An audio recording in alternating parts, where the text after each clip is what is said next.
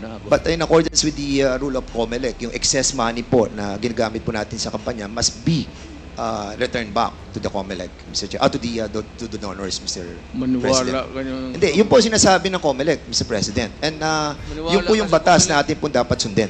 Tanungin kita, sinong kandidato nagsauli ng Mr. pera? President, you cannot ask question. We will be the one asking question. That's why I said, Kasi po kami po, pag nakakatanggap because po, it Mr. President, is I still have the floor. incongruous. Mr. President, Ngayon po, ang susunod po na magtatanong ay si Congressman Dan Fernandez. You have 10 minutes. Thank you, Mr. Chairman. Magandang umaga po, Mr. President, at sa lahat po ng mga resource persons who are here today. Magandang umaga po. Mr. Chairman, Mr. President, sa inyo pong campaign promise, nasabi na po natin na 3 buwan, 6 na buwan po yung ating pong pangako, pero umabot po ito ng 6 na taon. At dito po sa 6 na taon na to ay naganap ito pong mga allegation of the extrajudicial killing.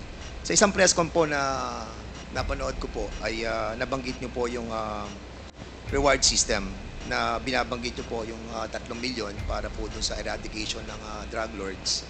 At meron din po kayo nabanggit doon sa 2 milyon naman po para po dun sa mga drugista. At meron din po kayong binanggit doon na second echelon na almost 1 million. Ito po ba ay totoo, Mr. President? Correct. I was fighting the drug war. Doon sa mga manufacturers, sinasabi ko talaga patayin ninyo. Patayin ninyo. Huwag na ninyong, basta maabot na ninyo dyan sa factory na nagluluto ng Cebu, patayin ninyo. Yan ang utos ko. And I assume for responsibility. Okay, Mr. President. Yung mga nasa labas na naglakad, nanhuli, hindi yun. At yung actual nasa factory, sabi ko, ubusin niyo lahat. Lalo na yung mga aliens. And this happened in my city And in other cities in the Philippines. you take full responsibility for this, Mr. President. I will go to prison for that, Mr. Sir. At yun po ay in terms of policy, yun po yung inyong sinasabi. Ito po yung polisiya ng ating gobyerno, and that's the reason why ito po yung inyong pinaninindigan. Correct, Mr. President? Isahin ko na lang, and I will not repeat it. I did it as a matter of principle to protect my country. That is the long and short of it. Kung anong tanong man ninyo. Mr. Chairman, recently lang po, si PNP Chief Marbil ay meron po siyang interview dito po sa, can you kindly show yung GMA News Online number 12. At sinabi po ni PNP Chief Marbil that based on the official PNP data from July 2016 to June 2022, Marbil said that 1,286 officers were affected in the line of duty, with 312 killed and 974 wounded. And at the same time, sabi niya po, Mr. President, Mr. Chairman, that these police officers carried out their responsibilities with dedication and often faced considerable risk to ensure public safety. Many officers endured not only physical harm, but also found themselves entangled in legal and administrative challenges. 214, Mr. President, na mga officers ng PNP faced 352 criminal cases during this period. And according to him, that while the promise of support was made, many officers continued to face consequences largely on their own. Dinagdag pa po niya, Mr. President and Mr. Chairman, that 195 officers were dismissed over the period of 6 years. There are also 398 cops facing dismissal for various reasons. More than 20 police officers are currently in detention right now, Mr. President. The PNP chief said that numbers remind us that the impact of the anti-drug campaign was deeply felt by our police force as well. He noted that even as former President Duterte publicly committed to supporting those enforcing the campaign, he said there is no official record that these commitments were fully realized. I was not asked even for a minute So, na Mr. tumulong and for what a particular purpose. Then I will now make this promise. I will start a fund sa protection ng mga pulis. I'm putting up 1 million. Paghahanap ako, meron akong 1 million. Hindi ako kung meron million lang, magbubula ako, sabihin ko wala. Mr. Chairman, I'll start. yeah, But I'll raise a fund para tulungan yung mga pulis. Mr. President, And I will personally appear in court. Ako mismo ang Mr. mag-defense counsel nila. Mr. Chairman, Mr. President, 2 days ago you have mentioned that wala po kayong pamasahe papunta po dito, and I'm pretty shocked that you have 1 million in your account to help our policemen, and we salute you, Mr. President, for that, and for being honest that you will be. That 1 that you will million be. is Wait, for my. wait po, Mr. President. Mr. Million President, I is still for have, I my- still have the floor, Mr. President. Excuse for me. my As much- medicine and subsistence.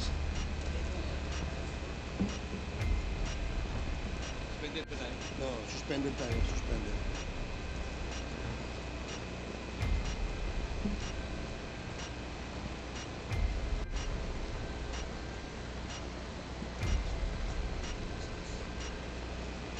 Gastos. Hearing resumed. Again, let me remind everybody to please calm down. Let the person talking finish his sentence first before you interject. Okay? Yun lamang po ang aking paalala sa lahat. Mr. President, Mr. Chairman, yung pong 1 million na ipagkakalob po ninyo will go a long way. And we are very thankful because marami pong mga officers po natin, mga kapulisan po natin na natanggal na po. 100, as a matter of fact, to be exact with that, Mr. Chairman, 195 officers na po itong na-dismiss.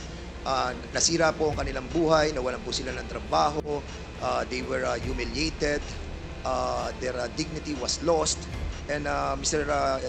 Chairman, Mr. President, that 1 million will go a long way.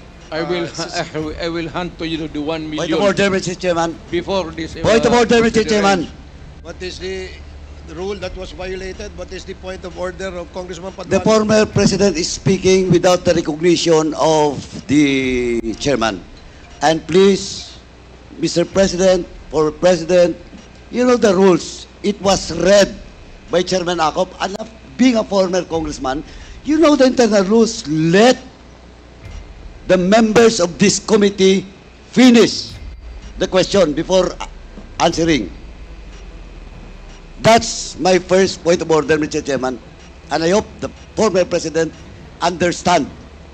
Nakalimutan The rules. ko na yun. Yung rules na yun. Oh, now, I now want you. Hindi Pinapaalala ko po. I'm not. Now again, I am Mr. not- Chairman. Chairman, Hearing suspended. the former president is Hearing speaking. suspended.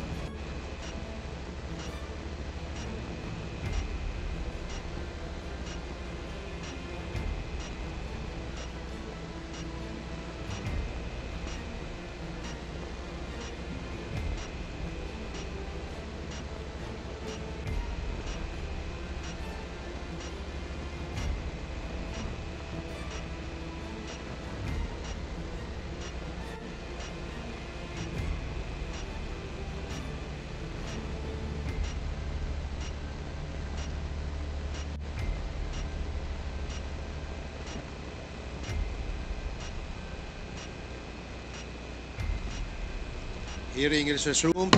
Before I allow everybody to speak, please be reminded, mga kasama, mga resource persons, to always address the chairperson when you want to speak and wait for the chair to recognize you.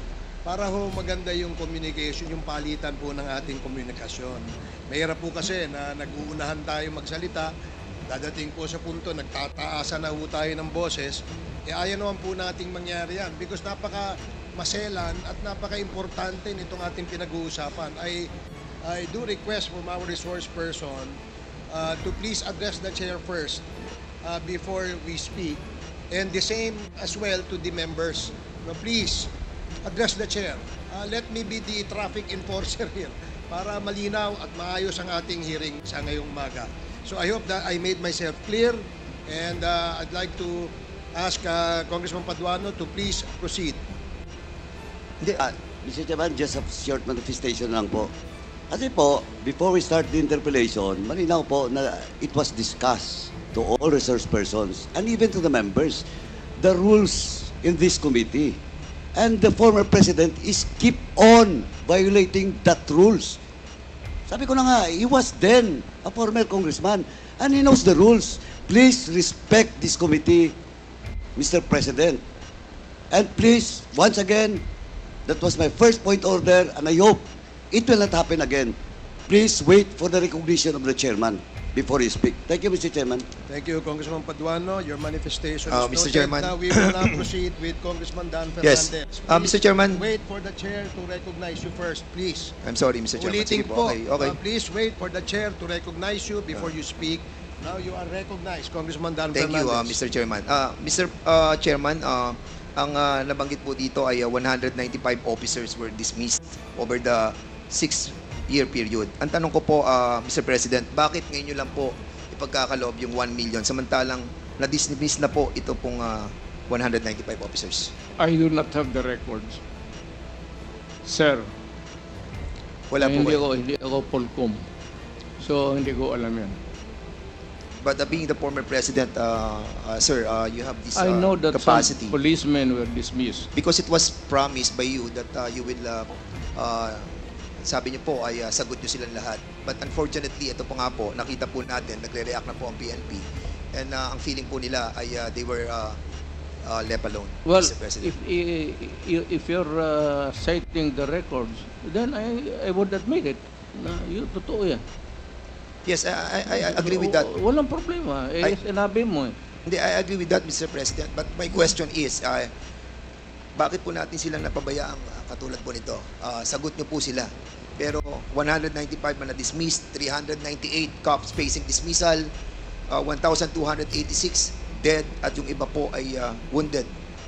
Were we able to help them, Mr. President? Well, alam mo, sir, if you work for a government, there are rules to be followed. It is not just because you are a policeman that you're always correct. It is not safe to say that you are a mayor that you are always correct, that you rule the city by your own. Maraming nagkakamali, and there must be a reason for their dismissal. There cannot be a dismissal without a lawful ground. Kung napaalis yan, sir, meron talagang kasalanan. Hindi mo pwedeng basta i-dismiss mo lang yung pulit. But Mr. President, you Pero ako, pro-police talaga ako. Yes. Pinoprotektahan ko talaga ang police. I understand, Mr. President.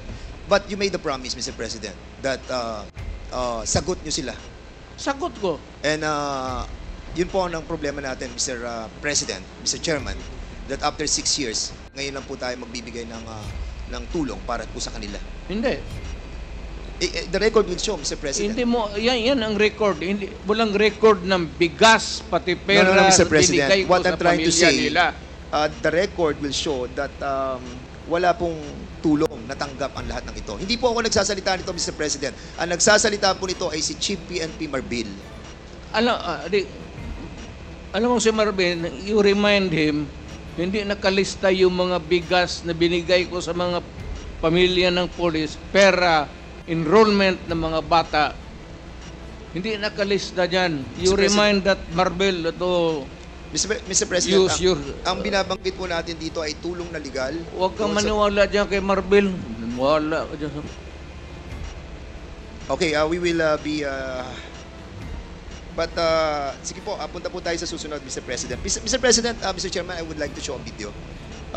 And later on, I'll be asking the former President to answer some queries from this representation. Hindi. Sir, So, sandali lang. Yes, I'm sir. not trying to be smart, Alec. I'm sorry if I'm overdoing.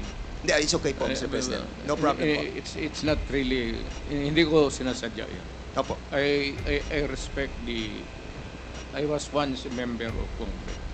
Medyo emotional lang kasi ako basta sa crime na talagang galit ako sa kriminal.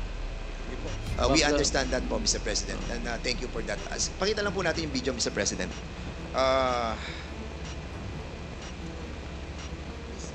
Video, please.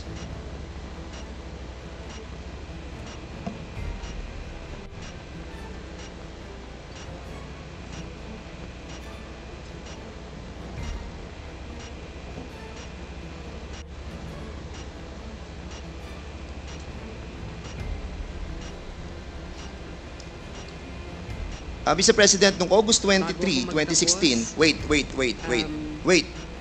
Noong August 23, 2016, doon po sa Committee on Human Rights and Committee on Justice, binanggit po dito yung reward system. At sinabi po ni former Chief PNP, Gerald Bato, tungkol doon po sa reward system. I want to show this video clip, Mr. Chairman, please. Alam ko po na nabanggit ng Pangulo na magkakaroon ng pabuya ang mga magbibigay ng leads tungkol dun sa mga huhuli natin dito sa droga. Alam ko na humihingi ang ating Office of the President ng mas mataas na budget. Nakausap ba kayo diretsyo ni Pangulong Duterte ukol sa pabuya kung ito nga ba'y 2 million sa bawat madadala ng ating mga kababayan na mga drug pushers? Kasama po ba ang mga pulis dito sa pabuya? Sir. Wala pong pili yan, Your Honor. Kung ang pulis ay involved sa droga at siya'y nahuli, yung informant ko ay makakatanggap ng corresponding reward na in-offer ni Presidente. So nag-usap kayo ng ating Pangulo ukol dyan. Magkano po daw ang ibibigay sa bawat informant na magbibigay ng pangalan ng isang pusher? Meron kasi siyang ibang, kasi busy na ako masyado sa aking trabaho, Your Honor. Sabi niya, meron siyang assistant na magti-take charge dyan sa pagdidistribute. Basta ang last na sabi niya sa akin is 5 million yung drug load talaga. Yung malalaking drug load, 5 million ibibigay niya. So depende dun sa kanilang anatomy kung saan yung mas nasa mataas. Mas mataas. Pag sa baba, mababa. Ang gusto ko malaman, yung pulis mismo, sa sibilyan, maaaring 5 million. Sa pulis din ba, makakatanggap sila pag sila ang nakapagtukoy? O dahil kasama yan sa kanilang sinumpang tungkulin, iba naman po ang maaaring ibigay sa kanila? Nabanggit po ba yan ng Pangulo? Nabanggit ng Pangulo yun, kahit na pulis, kasama doon na makakatanggap sa pera na i-offer niya. Pero sa amin naman, internal, meron kaming ibang reward system, di ba? Meron kaming, bibigyan kami ng awards. O kung talagang meritorious, pwedeng meritoriously promoted yung tao, mapopromote. Meron po kami sariling sistema. So sa dami ng mga hinuli, meron na bang nakatanggap ngayon ng pabuya? I presume, meron na, Your Honor. Hindi ko lang po inaalam dahil hindi ko nakikialam dahil money matters yan. O sige po. Direkta na kayo kung saan kayo pwede mag-claim. Hindi po ako, hindi dumadaan sa akin. Siguro maganda din na anong tanggapan sa ating gobyerno ang nagdi-disperse niyan? OP? Tanungin ko po si Presidente, Your Honor. Siguro pwede tayong makahingi niyan. Kung meron ng nabigyan, siguro kung ito'y makakasama sa kanyang kaligtasan, maaari namang executive lang ito, hindi na natin i-release. Meron pong gustong... Mr. Chairman, Mr. President, will you confirm that the Office of the President tumingi po ng mataas na budget para po sa reward system? Sir, can you kindly use the mic, please?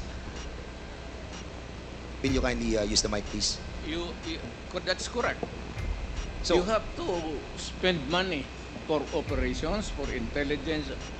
Alam mo, sir, if I will be allowed to explain, ang isang pulis, at magtanong ka dito after this proceeding, magpunta ka ng anong istasyon, ang pulis, hanggang sweldo lang yan, pati equipments, office materials.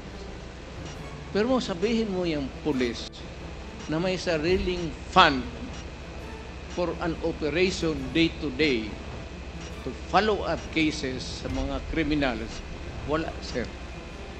Magtawag ka ng siyang pulis dito ngayon. Magtanong ka, pagkatapos dito. yan po ba, Mr. President? Kailangan, Go ahead, sir. Yeah, Go ahead, yeah. sir. No, go ahead, sir. kailangan punduhan mo talaga ang pulis. Lalo na if there is a serious crime, kidnapping, ikaw talaga ang pipinance niyan. Walang pera ang pulis na mag-follow up kung saan dinala yung victim, kung they have to spend money or else you end up with nothing. And sometimes pag yung time limit na binibigay ng kidnapper hindi na masunod, pinapatay nila. That's why it's a race against time. Kaya ako, pagka ganito, bas kung na presidente ako, pag yung mga may kidnapping, ako talaga ang nagbibigay ng pera. At ang order ko sa kanila, sir, nandito na lang rin tayo, pag nahuli ninyo, patayin ninyo lahat. Huwag ninyong dalhin sa Mr. pupunta ng presuhan niya, papakainin ko pa yung mga... Mr. President, thank you so much for refraining yourself from speaking bad yeah, words. sir. We appreciate that. No? Nakikita po namin na talagang pinipigilan nyo ang sarili nyo. Takot ako sa inyo, sir. Hindi po, sir. Natutuwa po kami dahil nga nagiging maayos po yung ating Totoo. usapan po, sir. Sir, kasi po may... Sweating hands, oh. Takot talaga ako sa inyo. Kami rin po, malamig din po kamay namin dahil Mr. President, medyo nabanggit din po dito ni Gerald Bato during that time that siya po ay tinatanong ni Senator Grace po na sinasabi na sino magdi-disperse dun sa Office of the President. At may sinasabi po si General Bato, sino po ba yung sinasabi na assistant na magdi-disperse po ng pera para sa reward system? Yes. Sino po, Mr. President? Hindi ko na sinong kahiro doon. Kasi may sinasabi po si Gerald Bato na tao na magdi-disperse ng pera from the Office of the President. Sino po yan, Mr. President? Hindi ko na alam talaga.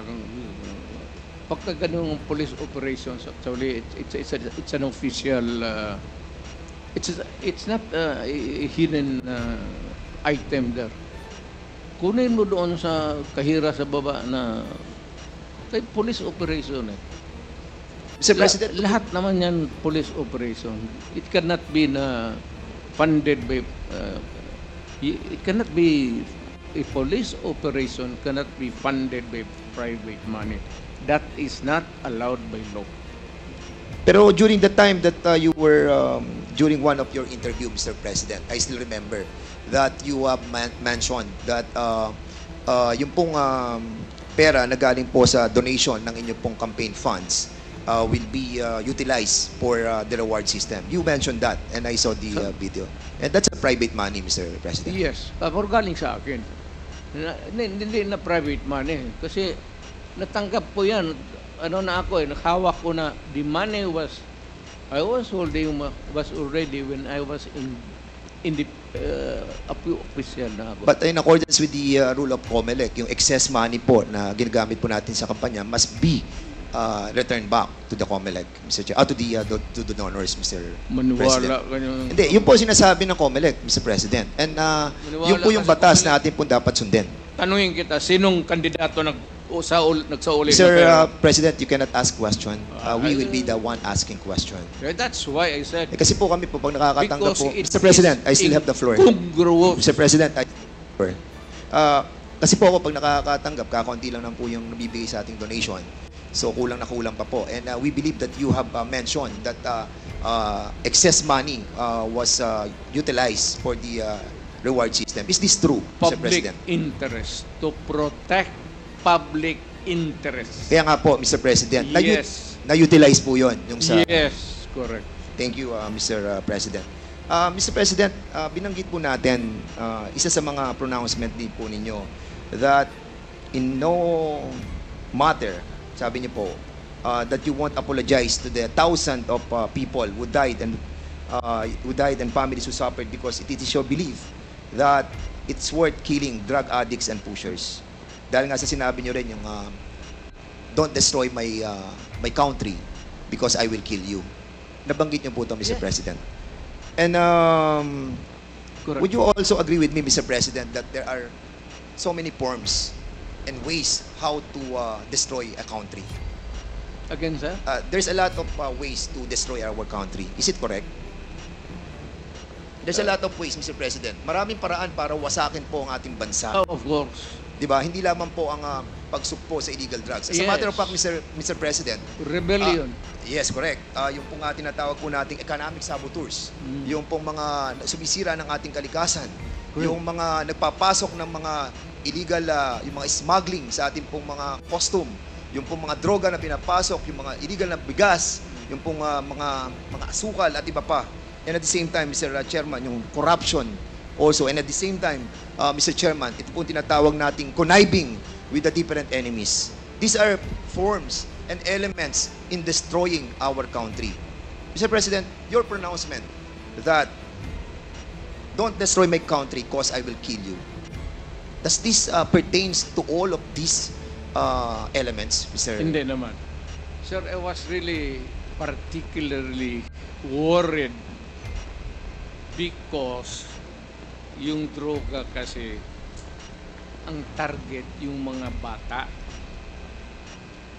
Hindi tayo. Ang droga na distribute dyan sa mga high school, dyan sa mga ano, kung ang next generation ng Pilipino puro durog, puro bangag, at marami nakikita mo dito, mga opisyal natin sa gobyerno, nakikita mo mga bangag. Alam mo na kung sino ang bangag. Tinatawag nila. Kaya ako, sir, I'm just being, I was being a father of the city. But talagang galit ako sa kriminal. Yes. And would you Naggalit ako sa kriminal. And would you agree with me, Mr. President, that doon po sa inyong war on drugs, yung mga reported, majority of those that were reported killed on war on drugs were not really all drug addicts and pushers? Would you agree with me? Well, because some of those who are really Collateral. in trafficking are not marunong eh.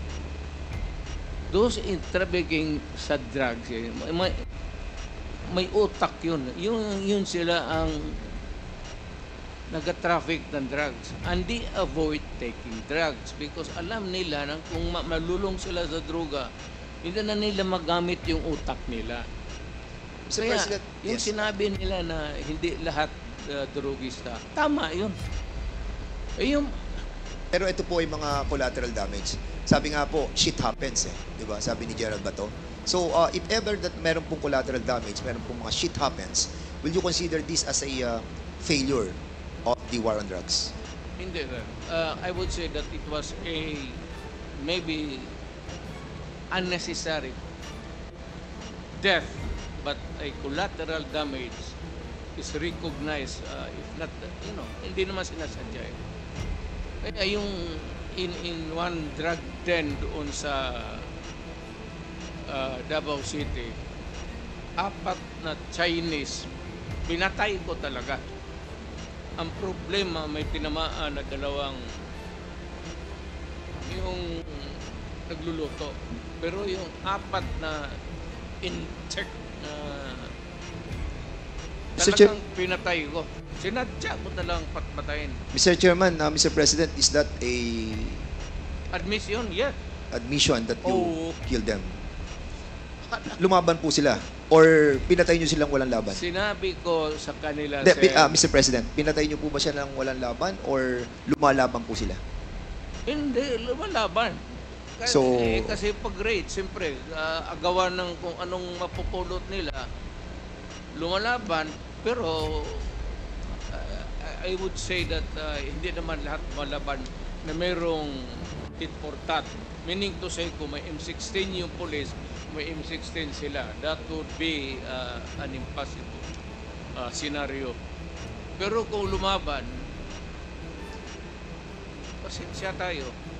Ako sinabi ko, no mayor ako, do not do it. Do not do it because I will kill you. Kung yung naabutan ko doon, kagaya ng 4 na inche, talagang pinatay ko. 4 po ba yun or 6, Mr. President? 4 po ba yun or 6? Kasi a while ago you were saying 6 po. 4 lang. 4 lang po. So, pwede po na malaman kung sino po yung mga 4 na po yun. Ano pong pangalan po nila? Alam mo, sir, ang lolo ko Chinese.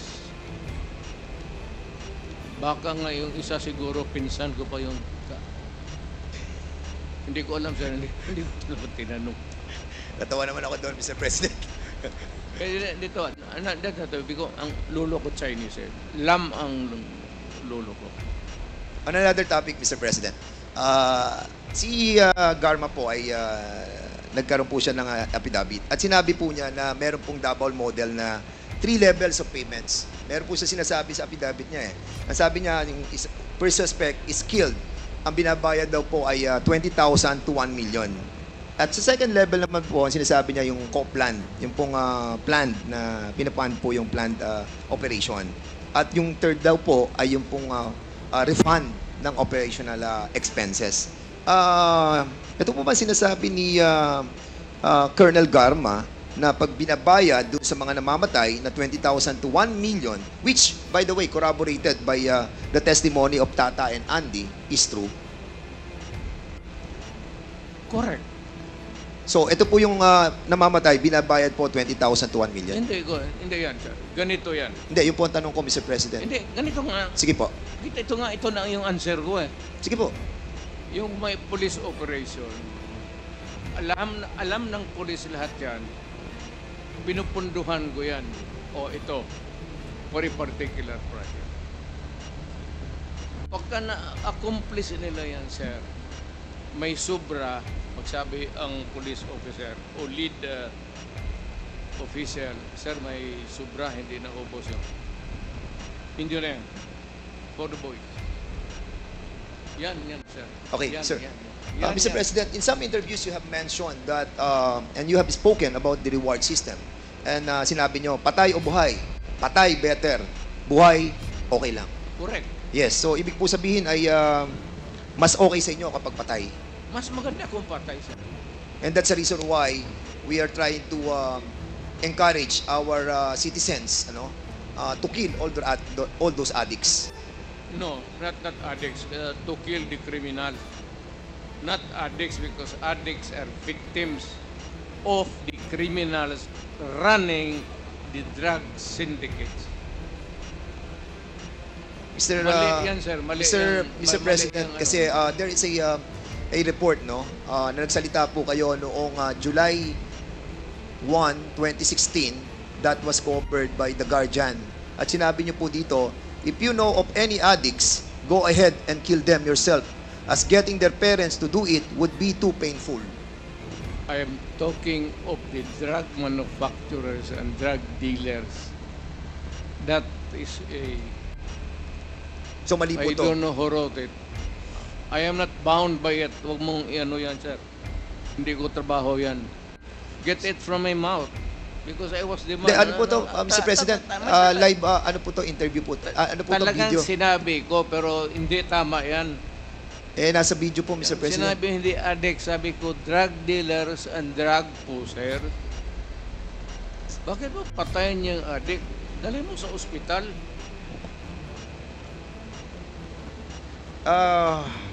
It's common sense. Ang polisiya po ng ating pong gobyerno, ng gobyerno nyo, yung pong neutralization. illegal drug personalities nationwide, kailangan po siyang ma-neutralize. And as a matter of fact, ito po ay issued ng Memorandum Circular number 16/2016. And according to General Gamboa, when I heard it in the Senate, sabi niya confidential po to. At nakakaalam lamang po ay yung mga commander. As a matter of fact, yun po sinabi niyo, commander, yung mga chief of PNP ng DDS. Bakit po siya naging confidential, Mr. President? Again, sir, what's the question? Bakit po kaya naging confidential yung pong utos na negation and neutralization of all those personalities sa illegal drugs? Standard yan, sir. That is standard. Hindi naman minano ng pulisya ng there is a directive. It is confidential. And if there is a list, it cannot be made public. Not even shown to anybody, pati sa yung mga... Kasi Mr. President, connected kung with the negation news. and neutralization, alam naman po natin, according nga kay Chairman Abante during our discussion, na ang meaning po ng negation ay patayin, neutralize, patayin. So, is there really an intent to hide this and make it confidential in order the lower ranks ng ating No, kapulisan sir. na hindi po malaman Wala yung akong- inyong kautusan? I will admit na ang order ko yung mga drug manufacturers, pati yung mga big time drug distribution, patayin. Hindi ko, I will not deny it. At kung ako mabalik ako pagka mayor, tublahin ko yun. And I want to make it clear, Mr. President, Mr. Chairman, that nung panahon po ng ating pong dating Pangulong Rodrigo Roa Duterte, meron po tayong 210,000 na mga kapulisan. And during that time, kung titignan mo yung mathematical computation, if ever na nagkaroon po tayo ng 20,000 na killed during that time, ay kung magkakaroon po tayo ng ratio na 1:1, ay sasabihin po natin that majority of the members of the PNP ay hindi naman po na-involved dito po sa war on drugs. Would you agree with me with that, Mr. President? Yes, sir. Mayroon kasi yung mga drug enforcement units na siguro. Sila lang po yung na-involved. Not all policemen, any police department of a city or a province are dedicated to the drug operations. Meron talaga yung unit, sir, hindi lahat. There's the anti-smuggling, anti-narcotics, ganun, may especially Thank you, Mr. President. Mr. Chairman, meron kayong nabanggit sa Guardian. Sa Guardian, noong pong July 1, 2016. At sinabi po ninyo dito, Mr. President, Mr. Chairman, during the campaign, you said 100,000 people would die in his crackdown. With so many dead bodies dumped in Manila Bay, that fish there would grow fat from feeding on them.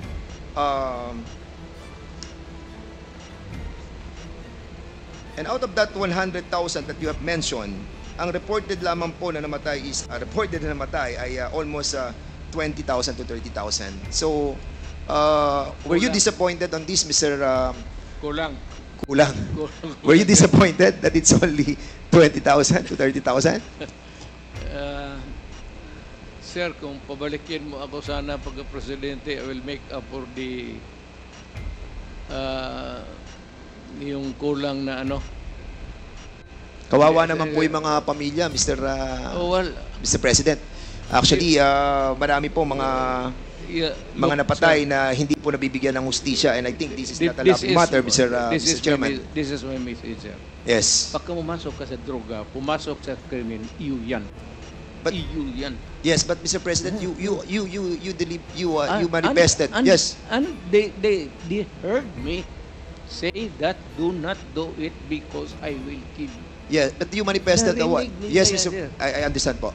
You manifested a while ago that those that were killed during the war on drugs were not all addicts and high-value targets. Iyan ang Kaya hindi po nagmamatch yung... that would be a matter of mathematical ano, sir. Hindi lahat talaga tama ka. Tama ka.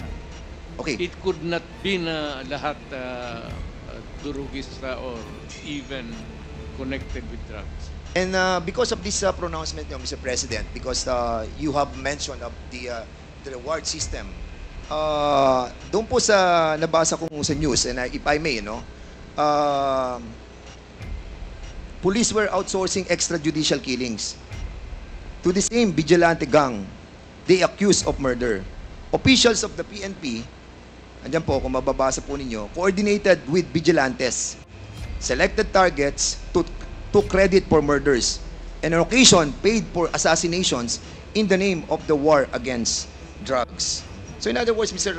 Chairman, because of this war on drugs na pronouncement po ninyo, yung pong anti-drug vigilante group existed because of this tinatawag po nating outsourcing ng mga police. Like what happened, Mr. President, nung kami po ay nag-imbestiga dito na si Colonel Santi, who testified under oath and made an affidavit na sinasabi po niya na nag-hire po sila ng killer para po kay General Barayuga. At binayaran po nila ng 300,000 pesos. Will you agree with me, Mr. President, that General Barayuga was a victim of extrajudicial killing? I'm sorry, sir. I'm not. Wala talaga akong maisabi dyan. Hindi ko alam ano sinasabi mo. This happened, Mr. President, during your time. Yeah. But you don't know what happened to General Barayuga? Wala akong. Mr. Chairman, kasi po panahon po ninyo to nung mamatay si General Barayuga, and it saddened us kung hindi po natin alam kung ano po nangyari doon sa kaso yun. Yan ang problema eh. Gusto ko rin malaman kasi it was during my time. I am as much interested as you. Kasi Mr. President, general po to. Pero yung utos ko, Apo. inaamin ko, Na ano po? walang problema yan. Hindi nyo po ba inimbestigahan itong tungkol kay General Barayuga? Pero nakialam dyan, sir. Kindly wrap up. Kasi po, Mr. That is a personal, maybe, I don't know. Kasi po si Wala akong na magpatay ng general. Kasi po ito pong si Colonel Hector Grijaldo na siya pong nag-aakusa sa amin that kami daw po ay pinuwersa namin siya, kinuors namin siya, hinaras po namin siya. Siya po ang chief of police ng Mandaluyong when this murder of General Grijaldo happened. General Barayuga happened. And that's the reason why we are asking about kung nalaman po ninyo itong kasong to, Mr. Wala, sir. Sino yan, sir? Sinong suspect? Well, according po kay Colonel Santi, ang suspect po ay si Colonel Leonardo at si Colonel Garma. He mentioned in the affidavit that Colonel Leonardo called him. Kaya nga po, tinatanong po namin sa inyo kung nalalaman po niyo yung kaso niyo. I do not know. There should be cases by now. There should be a case filed by now. Kung ganun, lalo na general. So, anong ginagawa ng police pati military niyan? There should be more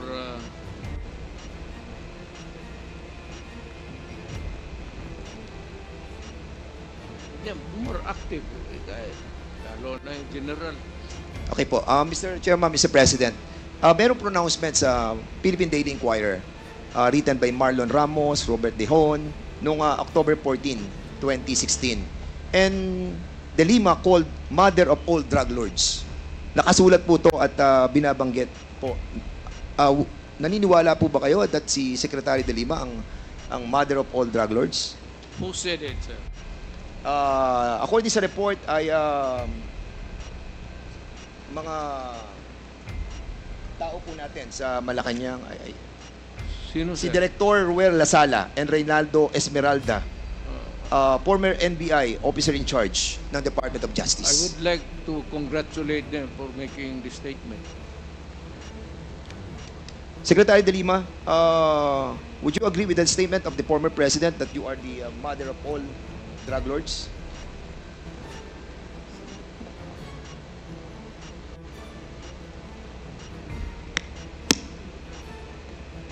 Absolutely false. That is a fictitious, bogus allegation against me. And then they filed cases against me. Kinasuhan po ako nila ng mga kaso tungkol sa droga. Initially, consummated illegal drug trading. Inamend nila into conspiracy to commit illegal trading. 30 kaso yung sinampa sa akin. Absuelto na po ako dun sa 3 dahil wala po akong kinalaman sa illegal drugs. Kasama lang ho yan sa naging propaganda nila. Kasama lang ho yan dun sa mga para meron silang isang figure, a prominent figure, at si Senador De Lima ho yun noon, noong 2016, na doon ang magiging atensyon ng bansa, atensyon ng mundo, na itong babaeng ito ay the mother of all drug lords, the beloved drug trade queen. Ano pong nangyari dun sa mga nag-akusa sa akin? Yung mga beloved convicts, mga nung una, yun ang mga sabi nila, kung ano mga sinabi nila na nag-raise funds ako. Pero kinalaunan, binabawi ho nila yung kanilang mga akusasyon against me. I was cleared of all 3 drug cases. I underwent the whole process. Dumaan po ako sa buong proseso kahit mahirap, masakit para sa akin. Kinulong ako ng almost 7 years na hindi na po nila yan mababalikan dahil sa pagkagalit nung pinaka-mastermind nung pag-persecute sa akin na inimplement nung kanyang Secretary of Justice, si Vitaliano Aguirre. At meron pang mga ibang handlers na siyang mga kumausap dun sa mga nagtestigo against me. So that is absolutely false. That is a slanderous accusation against me. Thank you po. Mr. Chairman, Mr. President, meron po ako nabasa na news observer noong 2017. At ito po news article tungkol kay Las Cañas, who claims he was a former DDS leader and personally killed about 200 people. Sinabi niya po sa Senado, the squad was formed under the guise of an anti-crime unit within the Davao Police. He says, given the task of the team was, he says, given the task of eliminating hardened criminals and later political opponents and journalists critical of Duterte's rule. He alleged regularly took direct orders from sa inyo po about who to kill and how to dispose of the bodies. Las Cañas claims those shocking words, throw them in the ocean or in the quarry, bury them, make sure there are no traces of the bodies, were spoken by Duterte at one of the dozens of alleged meetings with the DDS. The police hit squad was paid based on the value of the targets, he says. So, Mr. President, ang tanong ko po, totoo po ba ang sinasabi ni Las Cañas? Gano'n nyo po ba katagal nakakilala ang taong ito? Storyteller yan, sir. Si Raulo. Pero matagal nyo na po siyang kilala. Pero, police, pero later on, maybe because sa karaming pinatay niya, hinabol siya ng mga kalag. What's kalag in? Espiritu. Ang espiritu ng pinatay niya. Medyo bungog ngayon. May 3 dekada nga po ba siya na nagsilbi sa inyo? Kasi binabanggit niya dito, in his more than 3 decades of service, admitted that he was blindly loyal to the cause and saw his work as a noble form of public service. Mr. President, for a while, we were risking our lives for the welfare of the majority of the people. I felt that I was serving the country for the greater good. Yun po yung kanyang parang naramdaman nung ipinaglalaban niya yung 200 people na kanyang pinatay dahil naniniwala po siya sa nobility ng kanyang sinasabi po ninyo na this is being done because of public service. I am now Yes, sir. may hero complex yung buang na yan. Sino man ang maniwala ka ng istorya na gano'n? Meron pa po siya sasabi, Mr. President. Ito, last na po to, na sinasabi niya. He tells one particular incident. No? Medyo worrisome po ako talaga dito because meron po yung binabagat against this. That has given him nightmares for years. In 1996, Las Cañas and his team were ordered to kill an alleged criminal, his pregnant wife, and his 4-year-old son, who were all in the same vehicle at the same time. I attempted to rescue the 4-year-old boy. Las Cañas claim. But according to our team leader, since the boy had seen our faces, he could recognize us in years from now and identify us. It was on the personal order of Duterte, he claims, that they disposed of the family. Mayor Rudy approved the recommendation of our task force commander in front of us to erase, meaning to kill everyone. That was his specific order, that he okay with it, provided it would be clean. Sir, medyo matas-taas ito lang, ano ko, sir. When I was a fiscal, kukunti lang yung sweldo, and I got married. Asawa ako, got pregnant, asawa ko, nanganak ako. So, short yung income ko. Nagturo ho ako to augment my income sa Police Academy sa Davao City for about almost 7 years while I was a prosecutor. Wala akong tinuro na ganun sa kanila. By the book, at hindi naman ako gabong higpokrito na magsabi sa kanila, ito ang gawin mo, tapos pagdating doon, sabihin ko sa kanila na iba ang gawin. That's a very complex thing to do kung ako ang tinutukoy mo sa pangyayari niya.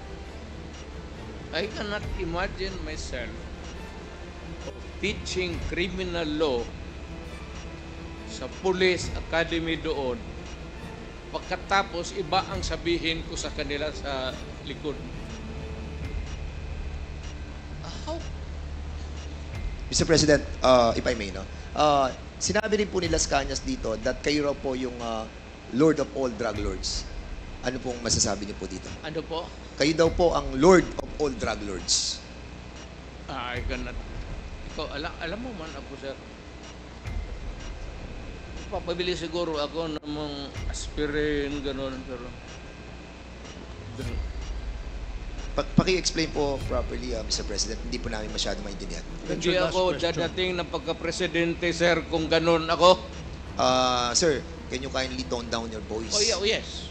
We're just trying was to... just no, emphasizing Mr. President, the we're just point asking that to clarify your alam ng statements. Pulis, alam ng lahat ng tao ng Pilipinas, mayor ako, hindi ako dadating ng pagka-presidente kung ganun ako katurpe.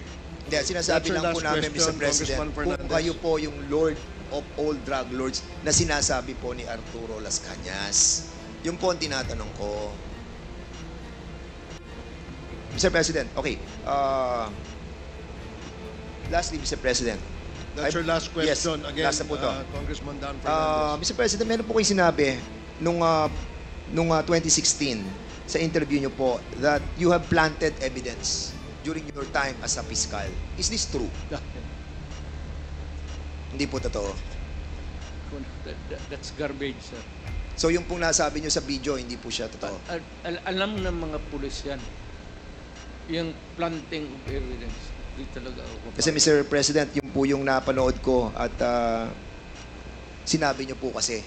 Kaya kami naman po ay, we are basing on the video that we have seen at nakita po namin yung sinasabi nyo na nagpa-plant po kayo ng evidence. And we wanted to find out. Kasi yung pronouncement nyo po was construed by the members of the PNP organization that they can do freely the planting of evidence. That's illegal. And I said I was teaching them criminal law. Yeah, but the problem, Mr. Criminal President, evidence. is your announcement or your pronouncement that you have done that, yung sa planting of Kung evidence. hindi yan sa libro, sir, na tinuro ko, hindi totoo yan. Siguro, ipakita lang po natin yung video. Yung last na po to para at least Days. We planted evidence. We arrested persons, but we released them. But telling him that it was this person who squealed on him. And then we, when he goes out but killing, then we said that it was this fellow who really did it, who did you in. We first planted the intrigues so that we would know where they were from, where they came from. It was not until I was the favorite whipping boy. So, Mr. President, hindi po totoo yan nasa video po. Ano po, Mr. President? Totoo yan. So, nagpa-plant po talaga kayo ng Yeah, evidence? well, that was a part of the strategy as a mayor and as the leader of the law enforcement agency in the city. Thank you, Mr. President. At maraming po salamat, Mr. Chairman, and I'll be yielding back my time. Salamat, Congressman Dan Fernandez.